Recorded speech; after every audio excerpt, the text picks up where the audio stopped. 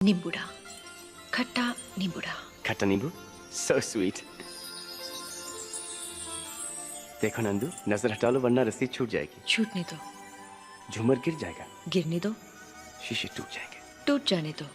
Hello learners, welcome back to T Point English, your one-stop solution to learn to speak English naturally and fluently. आज learn English with में हम लेकर आए हैं हम दिल दे चुके सनम। इस मूवी से हमने एक क्लिप ली है, जिस क्लिप को हम पहले उसके डायलॉग्स को सुनेंगे, फिर वीडियो को पॉज करेंगे और उसके साथ में फिर उन डायलॉग्स का ट्रांसलेशन करेंगे। इस पूरी चीज़ में आपका जो जॉब है, आपका जो रोल है वो ये है कि आपको जब मैं वीडियो पॉज करूँ, आपको भी वीडियो पॉज करना है डायलॉग खत्म होने पे और उसके बाद में उन डायलॉग्स को ट्रांसलेट करके देखना है। फिर उसके बाद में वीडियो को वापस से प्ले करके मैच करना है कि आपके जो ट्रांसलेशन है वो कितनी एक्यूरेट थी। देखिए थोड़ा 19-20 चलता है क्योंकि एक लैंग्वेज है और एक ही बात को बहुत तरीकों से बोला जा सकता है। तो इसका मतलब ये नहीं है कि आपकी ट्रांसलेशन अलग है तो वो गलत है, पर आपको सेंस होना चाहिए एटलीस्ट कि ओके ये चीज़ मैंने लिखी है तो ये बस मैम ने अलग तरह से उस चीज़ को ट्रांसलेट किया है, पर जो मैंने लिखा है वो भी सही है। ग्रामेटिकल मिस्टेक्स आप चेक कर सकते हैं और देख सकते हैं कि ओके मे बी हमने इस तरह से लिखा मगर ये मोर नेचुरल वे है जो मैम ने बताया। तो इस तरह से आपको धीरे-धीरे समझ में आ जाएगा कि हाँ, इटली वाला आ गया।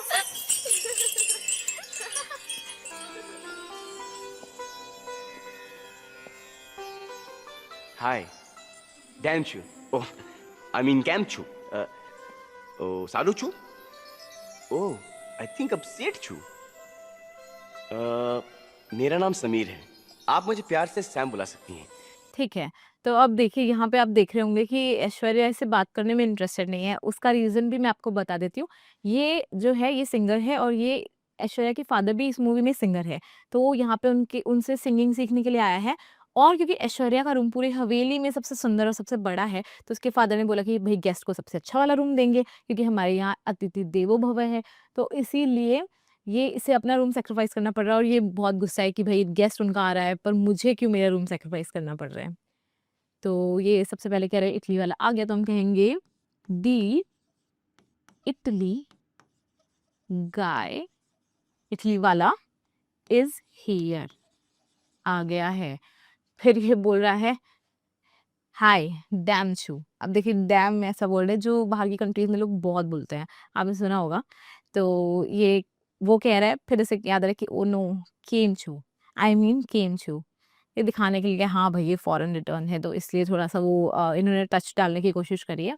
तो ये कह रहे हैं केम छू, ये गुजराती फैमिली दिखाई है इसलिए ये इससे पूछ रहा है केम छू मतलब हाउ आर यू? केम छू मतलब हाउ आर यू? आप कैसे हो? सारू छू मतलब कि बढ़िया हो क्या? हम कह सकते हैं are you doing well? Are you doing well? सारू छू। फिर ये बोल रहा है आई थिंक अपसेट छू, I think you are upset. मुझे लगता है आप अपसेट हो क्योंकि ऑब्वियसली इसकी तरफ देख नहीं रही, बात नहीं कर रही, कुछ रिप्लाई नहीं कर रही। फिर ये कह रहा है मेरा नाम समीर है, आप मुझे प्यार से सैम बुला सकते हैं। तो हम कहेंगे माय नेम इज समीर। देखिए तो बहुत इजी ट्रांसलेशन है, ये सबकी सही होनी चाहिए। You can call me Sam lovingly या affectionately you can call me Sam. आ, आपका क्या नाम है? नंदिनी। आपका नाम बड़ा हटके है।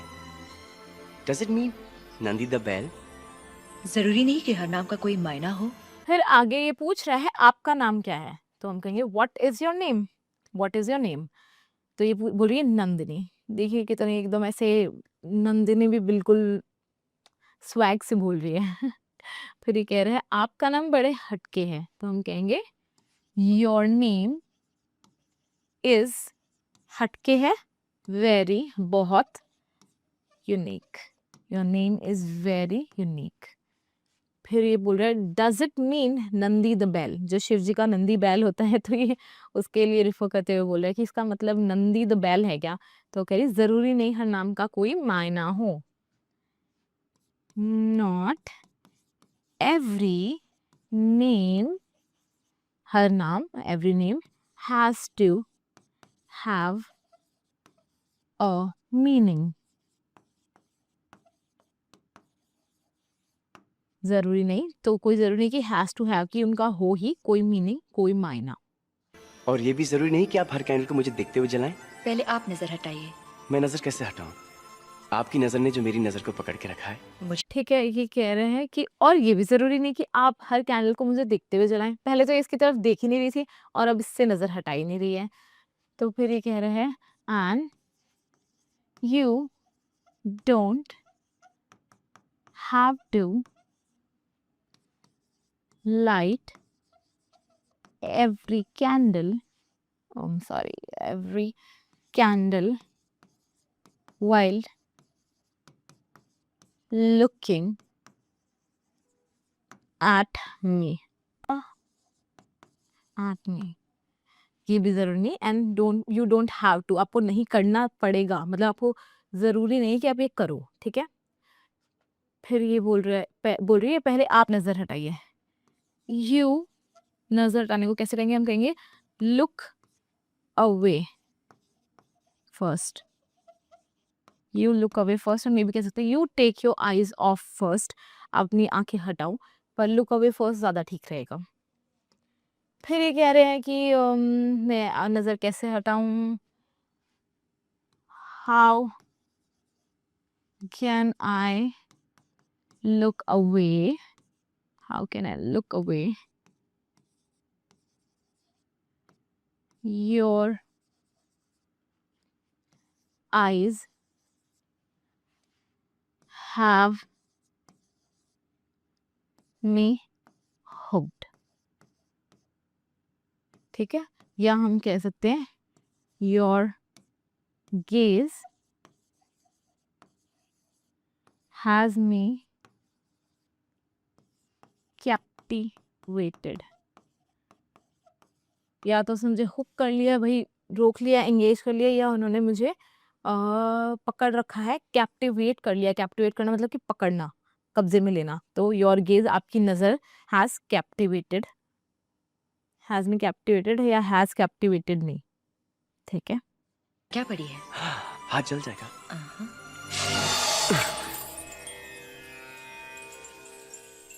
देखा, नजर लग गई ना। आप ही की लगी होगी, मेरी नजर वैसी नहीं है। फिर कैसी है आपकी नजर? तेज, आपकी रूह तक झांक सकती है। अच्छा, तो फिर क्या देखा? तो ये बोल रही है मुझे क्या पड़ी भाई, मैं क्यों पकड़ूंगी आपकी नज़र। तो ये कह रही है वाई, क्यों, वुड, करूंगी, आई डू दैट, मैं ऐसा क्यों करूंगी, मुझे क्या पड़ी है। अब देखिए यहाँ पे इसका हम लिटरल मतलब नहीं ले रहे हैं, literal word to word translation नहीं कर रहे हैं, हम इसके सेंस को, इसकी मीनिंग को समझ रहे हैं। फिर बोल रहे हैं हाथ जल जाएगा, तो हम कैसे कहेंगे you'll burn your hand, you'll burn your hand। फिर ये कह रहे हैं देखा, नजर लग गई ना, see you jinxed it, नजर लगने को क्या कहते हैं, jinxed it। आपने अगर बचपन में वाला गेम खेला हो, जब आप कोई दो लोग एक ही वर्ड सेम टाइम पे बोलते हैं और अब जो बंदा पहले बोलता है जिंक्स, वो दूसरे बंदे को जब तक उसको उसके नाम से कोई नहीं पुकारता तब तक उसे साइलेंट रहना पड़ता है, मौन व्रत रखना पड़ता है, वो कुछ नहीं बोल सकता है। मैंने तो ये गेम बचपन में बहुत बार खेली है। तो उसे कहते हैं जिंक्स, मतलब आपने उस चीज़ को जिंक्स कर दिया। एक तरह से जादू करने को जिंक्स कहते हैं और नज़र लगने को भी जिंक्स कहते हैं, ठीक है। तो फिर ये कह रही है आप ही की लगी होगी, मेरी नज़र वैसी नहीं है। इट मस्ट बी, लगी होगी, मस्ट बी योर इविल आई, आप ही की बुरी नजर होगी। Mine is not like that, मेरी नजर वैसी नहीं है। Mine is not like that. तो फिर ये बोल रहा है कि तो कैसी है आपकी नजर?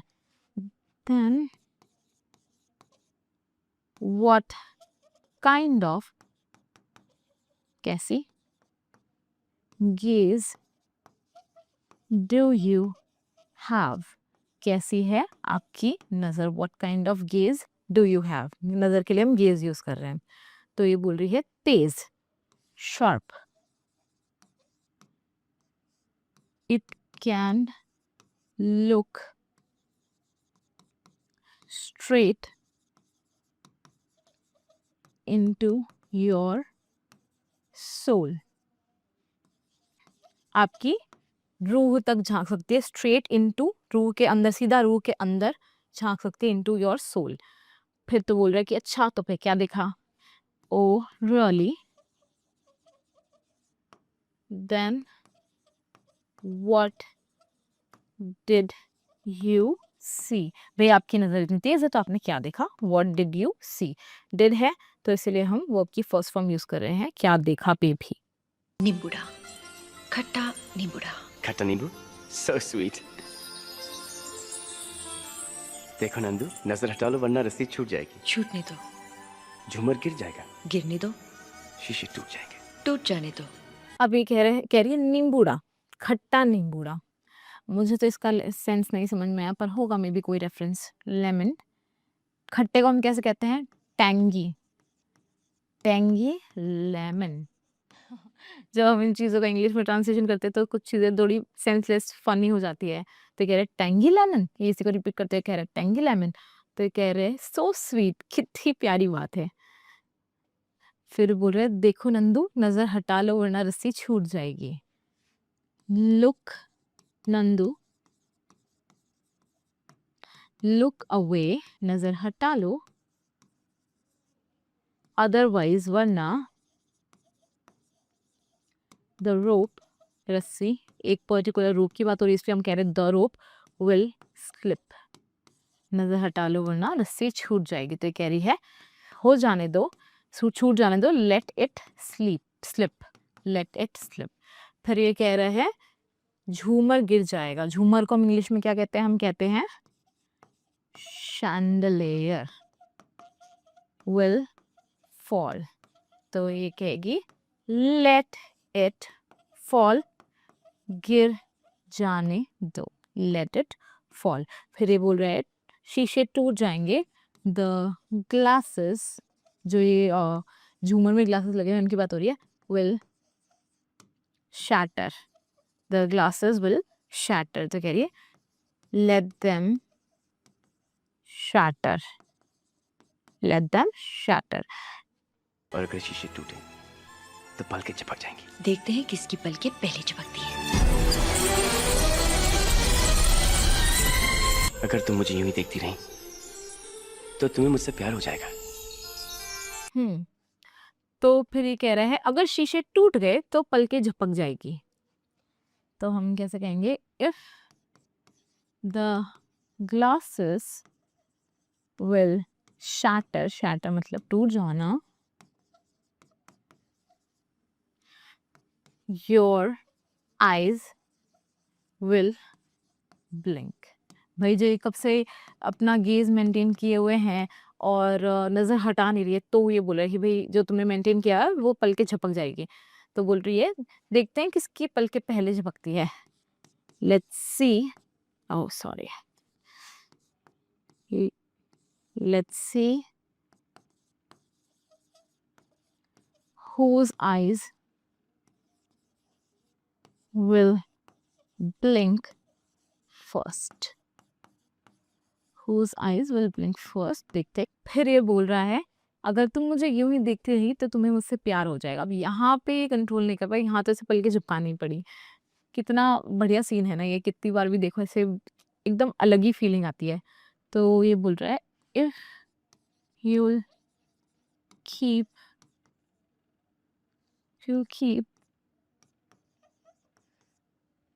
looking at me, या कह सकते हैं staring me, घूरना,